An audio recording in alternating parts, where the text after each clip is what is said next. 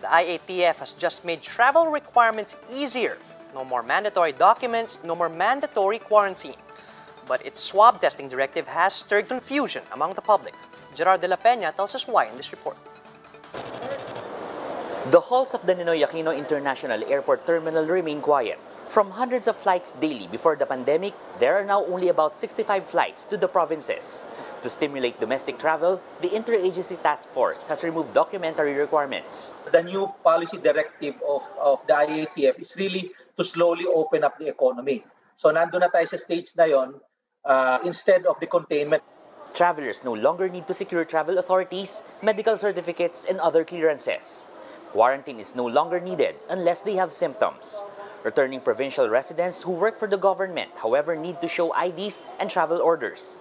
The Air Carriers Association of the Philippines welcomed the move. We will now call all our outbound passengers domestic travelers. Kasi, di ba, nakaka-adjust po kami na meron tayong tourist, meron po tayong OFW, APOR, but at the end of the day, lahat po sila ay tinatawag nating outbound.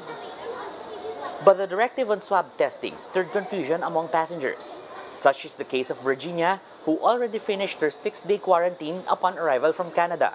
Yet she was still subjected to another quarantine in her hometown, Cagayan de Oro. Sabi yung yung pamangkin ko, dalawang option. Mag-quarantine ka for 7 days, then after that, mag-swab ka.